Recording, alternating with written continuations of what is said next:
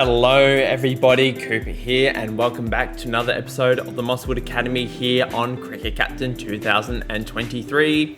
We have reached the end of, I don't know what season we're up to, but we've reached the end of the season, our first season in charge of South Africa, and we have ended it. If we have a quick look at the world ratings, we've ended it as the number 1 test team in the world, the number 3 one-day international team in the world, and the number 1 T20 team in the world. Australia's all the way down at number 10, and I don't know how I feel about that. They're also struggling a little bit in the other formats as well, but we'll quickly go over this final series that we had up against Bangladesh. But before I get started, hope you're all doing very well today. Now this was a series that we had in Bangladesh, so we ended up winning this one by an innings and 14 runs. We bowled first, bowled them all out for 131 with only Hussain getting a really decent score. Everyone else really struggled.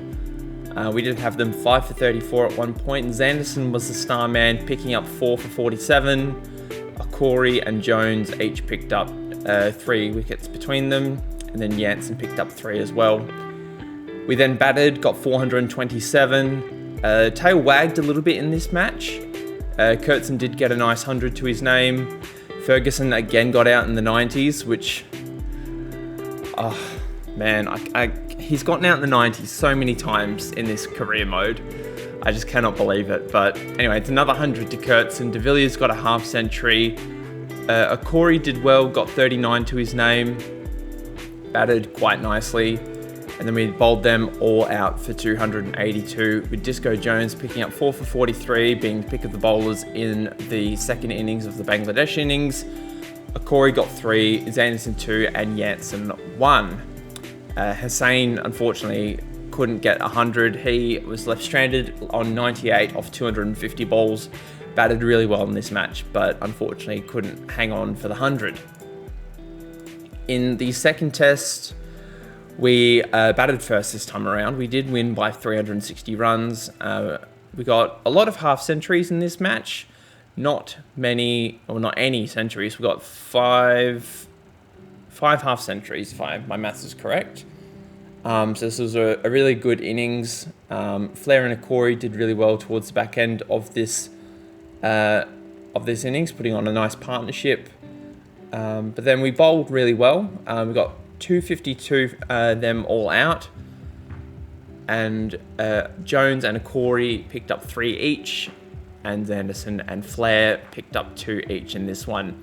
I did drop Jansen. I didn't drop him. I rested him in the last test. So I wanted to give Corey another run around. I can't remember if it was Gibson Flair that we brought in, because he didn't have a very good test record. I think his bowling average was about 200 after one test, so I wanted to bring him in to see what he could do just in a one-off test, and he performed fairly well. We then batted again, got a quick 306. Graham Smith Jr. turned some poor form around. He got a nice 127. Markram got 75. Everyone else chipped in with 20 or 30. And then we bowled them all out for 188, with Corey picking up 8 for 79, our best bowling figures in a single innings by anyone so far in this career mode. He was exceptional. And then Flair and Jones picked up the other 2 wickets. So really good match, won quite comfortably, and that led us quite nicely into the one-day international series, where we proceeded to lose the first one-day international by 6 runs. We were so close. We only were chasing 238. We bowled well, I thought. Jansen didn't play in this series. I played my main 5 fast bowlers. I thought we bowled quite well, apart from Gibson Flair. He was a bit expensive. But then in the run chase, we just struggled. Lost too many early wickets, and obviously fell behind in the final over. So not an ideal start to the series, but we would go on to win the next 2 matches. We bounced back in the second one day and scored 354 for 5, with lots of half centuries. Wellington, Kurtzen and Ferguson each getting half centuries, doing very well. Williams and Flair finished as the not out batsmen. We then bowled them all out for 238, with Disco Jones picking up 3 for 26, being the pick of the bowlers. So this was a good match.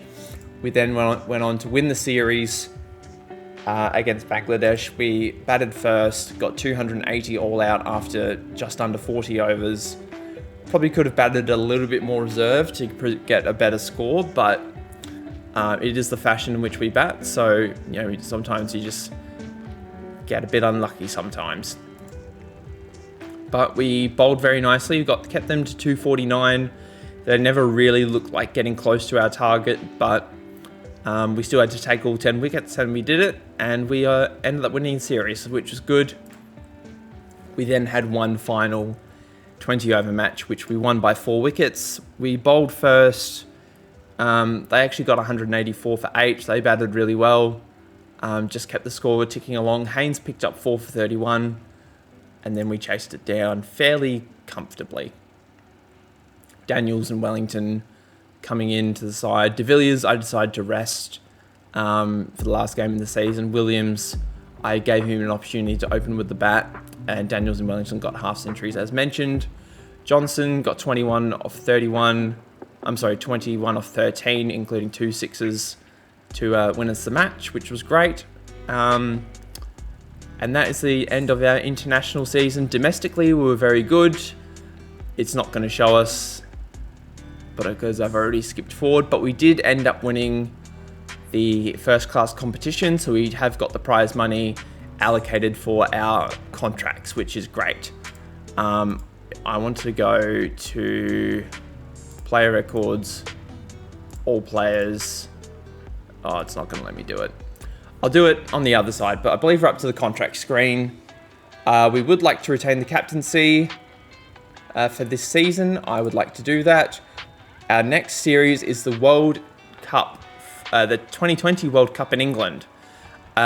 So we should be able to have a look at our stats now. We'll have a look at the international fixtures for this season coming up in a minute.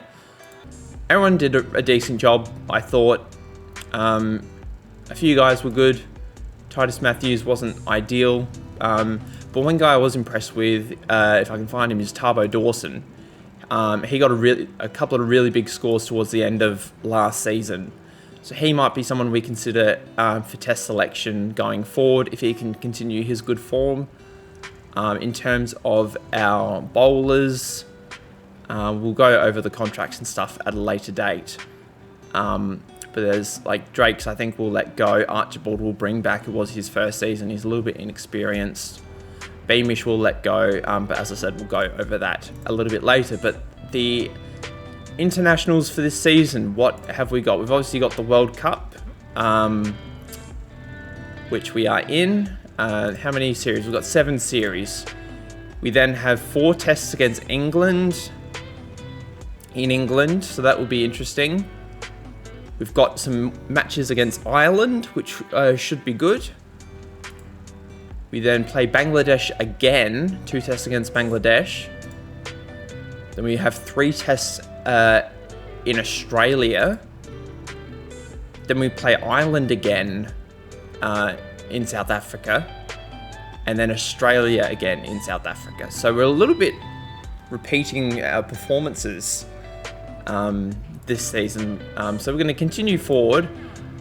We should be doing the contract stuff before the World Cup, I would imagine. So I am going to skip forward to the next stopping point, and I'll see you guys in a minute. So the next stopping point is actually the World Cup squad. So we're going to pick the World Cup squad now. This was our most recent T20 squad. Only got the 13 players. I like the 13 that we have picked. We obviously probably need a couple more bowlers, I would imagine. But we'll just have a look at who played cricket for us last year. We'll pick Gibson, Flair, and we'll pick Jansen, Williams. We'll go back to the selected team. We can probably drop Markram. Or do we keep Markram as our captain? Or do we drop Johnson? Johnson's really good at 20 over level. Marco Jansen's in terrible form. We might drop Williams. He hasn't played at 20 over level yet, and he's not in the best of form. So this is the squad we're going to do for the World Cup.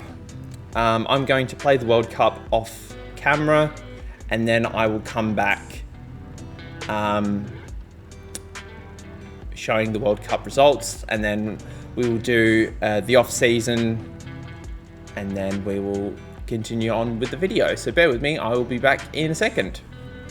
We are finally on the other side. We had to play a series of international fixtures to get through to the contract stage of this series so far. I'll have to show you where we're up to. We've had to play the first 3 series of international fixtures. We had the World Cup, the T20 World Cup, which we did indeed win. We had the final up against Pakistan. We won by 6 wickets. We'll go over the results at a later date.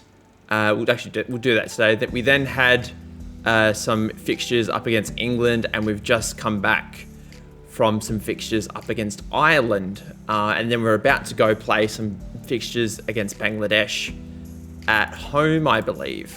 Yes, at home. So we've got 2 tests, 3 one-days, and a 2020. So if we go to the international fixtures, and we go to South Africa, which is us. If we scroll all the way up here, this will take us where we want to go. So we had the Super 12 of the World Cup, which we started out up against England. We batted first, scored 200, did a very good job with the bat. De Villiers opened up the tournament with a nice 75 off 35. We going up against a few players that we've been a part of the Mosswood Academy before. Obviously, there's Will Jacks, Vic Cook, 2 players that we've seen a little bit of so far in this series. Jacks got out Wellington for 1, and I ended up batting Gibson Flair at 7 in this match, but he got out for a first ball duck. But as I said, got the 200, which we were really happy with. And then we bowled them all out for 156, with Haynes picking up 4 for 35. Jansen did not participate in the World Cup. He is in terrible form as of late. So I've sent him back to the domestic system. He went away, basically he was in okay form at the end of last season, and then during the off season he went and played in the IPL and was terrible basically. So we're playing our 5 main bowlers at the moment. And yeah, we're going to wait for him to play some domestic cricket, and then we'll recall him once he's got some better form into him. But yeah, we did a really good job. Zenderson, Jones, Haynes, Corey, Flair did okay.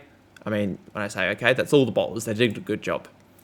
We then played the West Indies. We bowled first this time around. We got them all out for 149. Corey was the main man with 3 for 30, including 10 dot balls. Every one of our bowlers bowled 10 dot balls or more, which is great.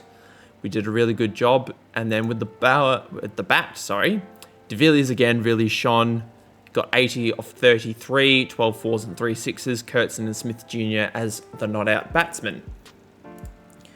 We then played Bangladesh. We batted first again, had a little bit of a top order collapse. We were 3 for 63 at one stage, and then Kurtzen and Wellington ended up with half centuries. Gibson Flair was really good. We've got 48 not out with the bat. This is why I like batting him at 7, because he has been really good with the bat throughout his career so far. And then with the ball, we bowled them all out for 150. Corey getting 3, Haynes getting 3, and Zenderson getting 3, being the pick of the bowlers, getting 3 for 18. We then rested De Villiers for the last 2 Super 12 matches. We brought in Cyrus Williams to open and keep.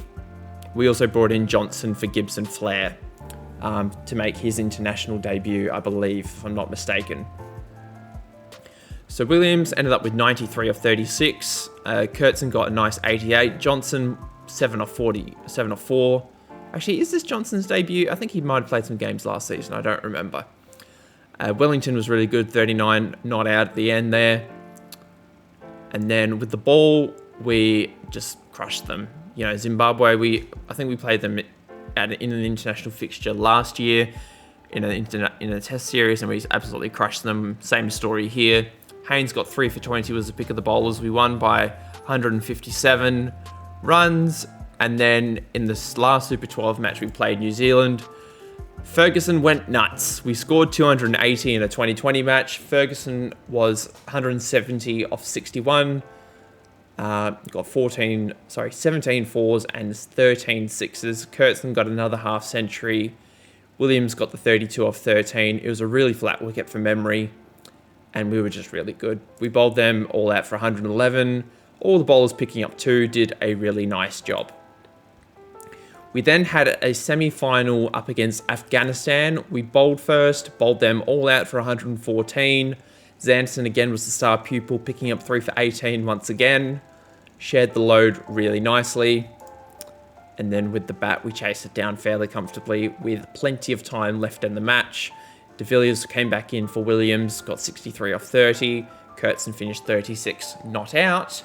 And then the final, as we said earlier, we beat Pakistan by 6 wickets, bowled them all out for 75, and then it was a really pace-friendly pitch. So, yeah, none of our top scorer was Kurtzen, and Ferguson was 17.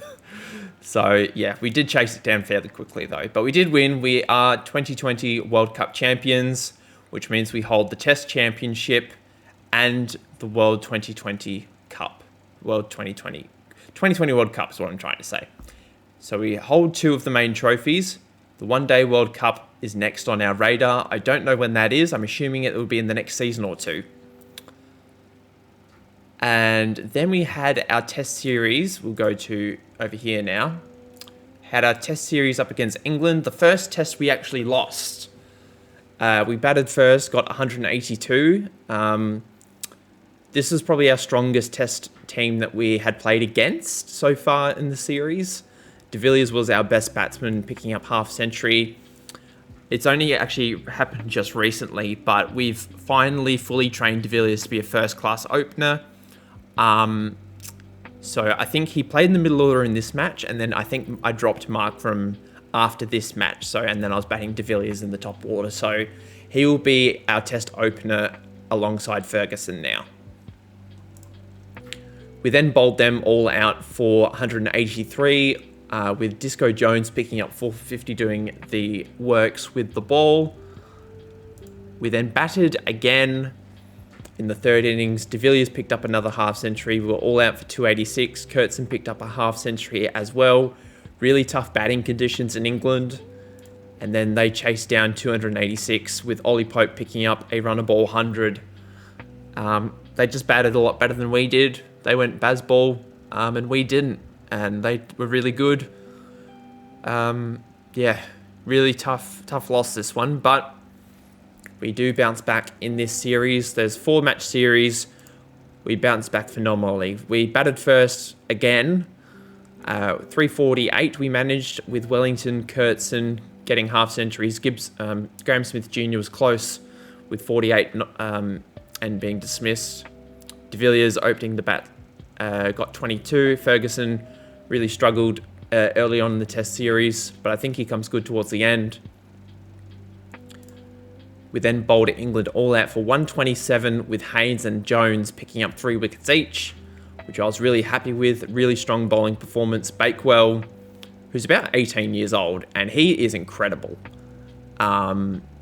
He's playing for Uttar Pradesh, which I'm assuming that's a Pakistani team, but I don't know for certain. Might be an Indian team, I don't know. But yeah, he's really good. We then batted again. Graham Smith Jr. picked up 114. We batted for 82 overs, picked up 330. Really tapped the bowlers around the place. Wellington also picked up a half century. He's been really good since coming into the test team.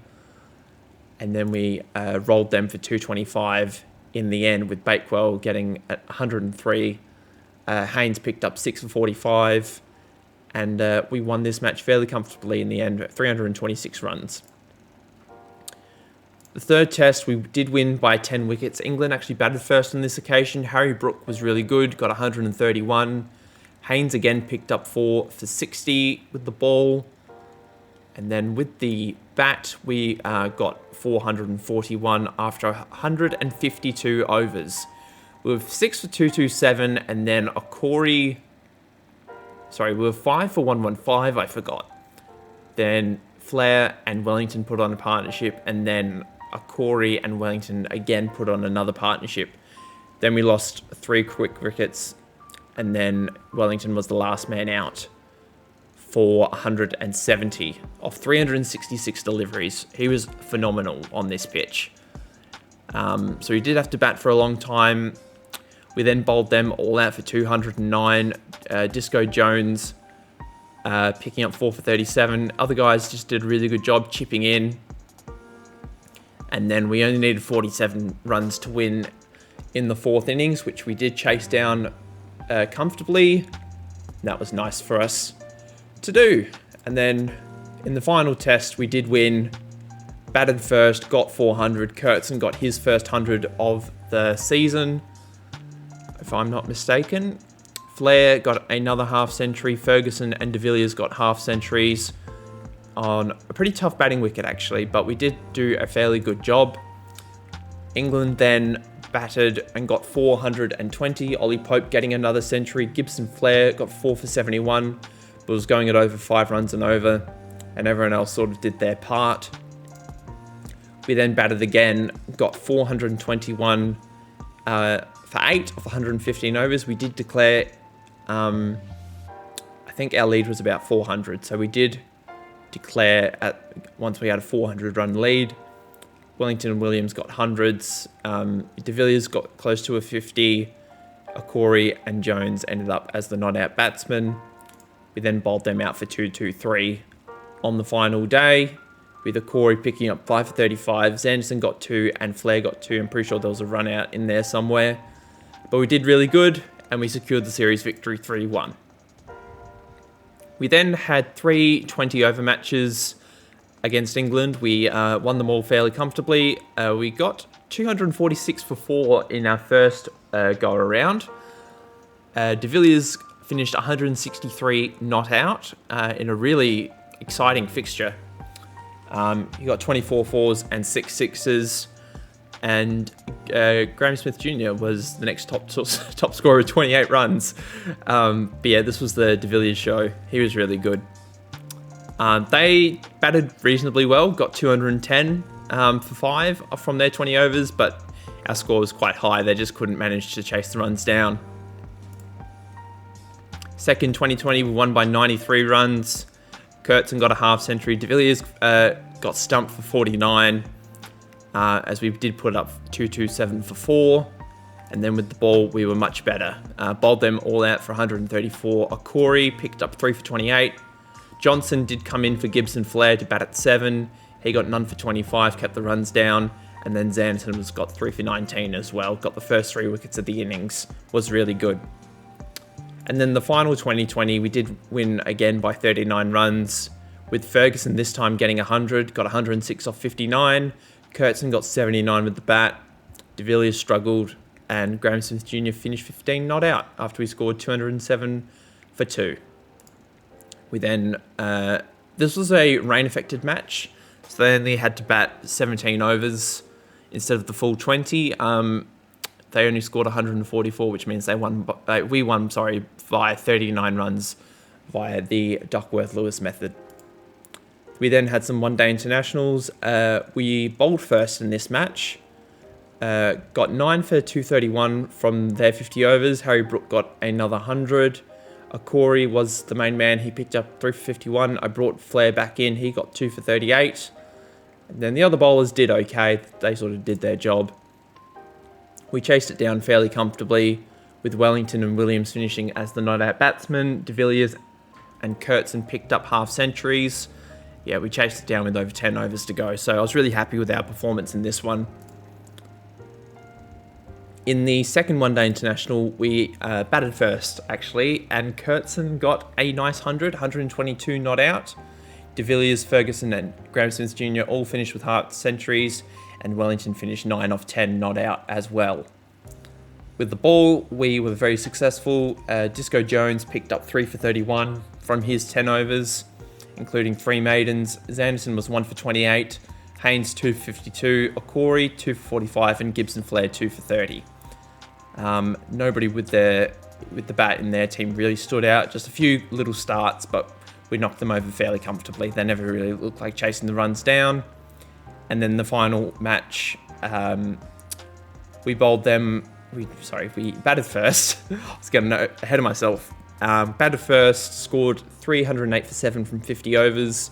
De Villiers picked up 100. Wellington got another half century. Everyone else sort of got starts, but never really looked like getting on. Cook was actually very good for the ball for them. Got 3 for 66. Did a decent job. And then with the ball, we bowled them all out. For 253, Haynes picked up 4 for 48, Okori 3 for 53, and Flair 2 for 59. There was also a run out in there somewhere. Actually, no, Jones got the last wicket. He got 1 for 50.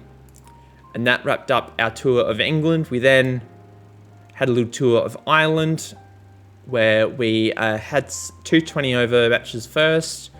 Ireland batted first in their first match, where they got 163 all out. Gibson Flair picked up 5 for 23. He was really good. Disco Jones got 3 for 24. And then Zanderson got 2 for 34 as well. We chased it down with about 5 overs to go. De Villiers got 79 not out. Ferguson was really good, striking it over 200. He got 27. And then Kurtzen got 57 as well. And then Ireland actually won the second 20-over match. We were really bad with the bat. They did a really good job with the ball, kept the runs down, just built up pressure, and we just really collapsed. 123 all out. We're not very good. And we took 5 wickets. 5 wickets of theirs. We did have them 4 for 67, but then we just couldn't get those final wickets to win the match. They won. And we drew the series, which is a little bit annoying, but it doesn't really matter in the grand scheme of things. We then had a one-day series. We played 3 matches. We won the first one, bowled them all out for 142 and 41.3 overs. Okori opened the bowling. He got 4 for 40. Zanderson got 3 for 31. Haynes and Flair got 3 between them, and Disco Jones kept the runs down. We then chased it down. I'd say fairly comfortably. We were 2 for 8 at one stage. Then Graham Smith Jr. got 17 not out. De Villiers got another half century. And Wellington finished 6 not out. So for a nice win. One with 20 overs to spare. In the second one-day match, we bowled first again. There was really nice bowling conditions in this match. I bowled them all out for 211. Everybody got 2 wickets. Did a really good job. Frost for them got 55, was their top scorer. But yeah, just a really nice match. Really enjoyed playing this one. And then with the bat, this was another rain-affected match, actually. We did win by 6 wickets with 1 ball to spare. We only got to bat for 24 overs. Graham Smith Jr. finished 55 not out. And De Villiers got 39 as well, with Cyrus Williams being 12 not out as well. Kurtzen did not have a good series in these matches, but the final one-day international was quite funny. We didn't lose any wickets in our 50 overs. 368 technically not out, with Ferguson finishing 196 not out and De Villiers finishing 164 not out for a 368 run partnership, which was really good. And then with the ball, we bowled them all out for 195. Zanderson picked up 4, Haynes picked up 3, and then Okori and Flair got the other wickets, which brings you to now. So if we look, we'll look at the stats afterwards. But we've got the Mosswood Academy contracts, which we will get into now. Okay, it'll be very interesting to see. We've only got 4 million to spend. Al Hassan is expensive. Has he actually played games for us? No, he's never played a game for us. So he is good, but we will probably let him go. Johnson, we'll sign him up for 1 year. Will Jacks is our guy. We're going to sign him for... actually, he's 63%. We'll sign Redwood, definitely. Archibald will sign.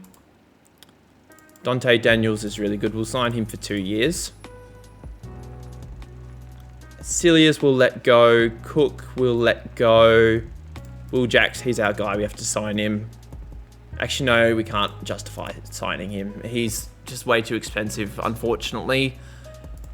Because we're having to pay more and more players with the development of our academy. We're all getting really, really good, which is a good thing. I don't want to seem like it's a bad thing, but as the better our players get, the more expensive they are and the more sacrifices we have to make. So Cilius is gone. Will Jacks, farewell, good sir. You've served us well. Cook, you were good for a couple of seasons. Rollison and Kashil and our Hassan will go as well, which gives us just under 1.5 million to spend on a few players. Hopefully we can bring in some good young talent. All right, let's have a look. I can already see De Bruyne. How good is he? He's okay. After looking around at the talent, this year is year of the all-rounder. We have finally found some good ones. And when I say good ones, I mean 2 of them.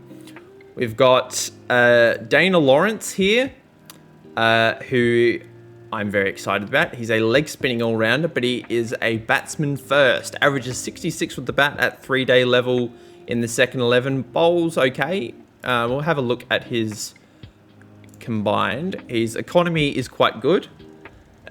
Bowls at just over an average of 30 with 2.9 runs per over. At OD 1-day level, 34 with the bat. Could do with some work. Also better with the ball. And then 20 over level, he's also fairly good. Decent all-rounder. Then we have Zubari Good, who is more of an all-rounder's all-rounder. Averages 50 with the bat and 26 with the ball. Has a lot of wickets to his name. 108 wickets to his name. And also very economical with the ball. And he is very good at the limited overs stuff as well. And then all the way down here, the streak is over. We have finally found a spinner. We have got Michael Richards.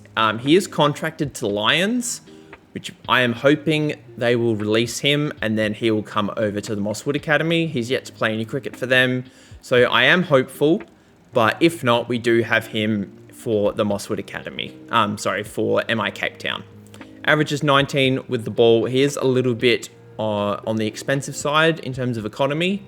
Not a terrible batsman either, but is very good over across all levels of cricket as well. So we're going to bring these guys in. I think these are the only signings I'm going to make for this year. And then we'll go over to our current squad. We do have 320,000 left to spend, but I reckon I'll just keep that open for now. So we're looking at who comes off the books next season. Now, I'm looking at Willoughby, who's probably going to come off the books next season if he doesn't have a really superb season. So he is 400k we're going to get back. Johnson, I've only signed for a year, but he's going to come off anyway. And then we've got our overseas players. But then Beamish, who I'm probably going to let go. He comes off the books. Rabada's a big contract that's going to come off the books. And then, so yeah, that is where we stand money-wise. But we've got some good talent. We've got a lot of bowlers, but we've only got the 1 wicketkeeper. So we should probably, technically 2 wicketkeepers if you count De Villiers as well. So we should probably bring a wicketkeeper in if we can find one for a decent... I don't want to spend too much. There we go. We'll do this. Okay, he's not going to sign. Yeah, he's not going to sign. That's unfortunate. Is there a really cheap overseas wicketkeeper we could sign? You. Hopefully he will sign, and that will be the end of that. Come on, just sign the contract, please. No. Yes, he signed it. Good. All right, I will see you guys on the other side, starting for the Mosswood Academy contracts. Okay, let's have a look-see here. We have got a lot of money to spend. some players look to have lost their South Africa contracts, which is a shame. So Kurtzen is no longer a South Africa contracted player, even though I don't think he was in the first place. So we'll renew his contract. We'll sign him up for 3 years. Williams, he's sort of fallen out of favour with me, to be honest. Averages 44 at test match level. Daniels, he's expensive, but he's really good. He's only 22. Tabo Dawson is also up for contract. He's really expensive. Johnson, will sign him up for 1 year. Cilliers will let go. Bradfield, I don't know. Archibald will sign as our main contracted player. Drake's we're going to let go. And then I probably won't sign a 20 over contract player this year. What do our youth players look like? They are not very good. But who's got South Africa contract? Ferguson's got one. Wellington's got one. Varenne still has one, even though he hasn't played really any cricket for South Africa. And then all the bowlers. Literally all of our bowlers, apart from Beamish and Pinklet. So, okay. So let's work this out. Do we... I'm open to letting Williams go. Cilliers is... I've not given up on Cilliers, but I'm okay with letting him go. I'm prioritizing other talent and money that needs to go elsewhere. Dante Daniels actually plays for South Africa, so I'll give him a 2-year contract. He's in and around our limited overs stuff, even though he has been very good, but he is in and around the squad. So we'll sign him up for 2 years. Tabo Dawson, he's only played a few games at first class and 1 day level, and in the 20 over stuff, he's not been very good, but he is very defensive, which probably doesn't help his case. I might sign him for one. That's a big increase, though. We'll go 1 year. Duplessis, a cheap wicket keeper. We'll sign him up for 1 year. I just want to make sure that I can sign all the other guys. Redwood.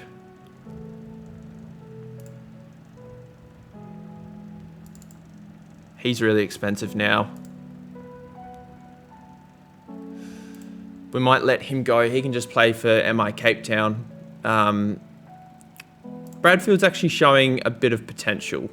24 with the ball at first class level is decent. We need players to bowl while we're not there. We'll sign him to a 1 year contract. I don't think I can justify giving Dawson 1.2 million. So as good as he is, in that case, we'll have to keep Williams. We'll keep Williams. Hopefully that gives us enough money to sign the other players. We'll let Dawson go. He's still with MI Cape Town. But yeah, I can't justify giving him 1.2 million. I'm sorry, Dawson. I do like you. Just not for 1.2 million.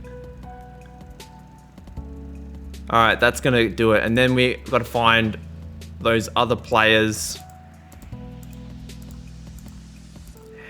How many squad players do we have now? 22. Okay, first order of business is to find those all-rounders. And then the spin bowler if he's there. I can see Lawrence, he's there. We're going to give him a 3-year deal. And Good is there also. We're going to give him a 3-year deal as well. And then hopefully the leg spinner is there. I can't see a leg spinner. There is a leg spinner there, but it's not him. Oh, because he's contracted to Lions, we have to wait for him to show up. That's what's going to happen.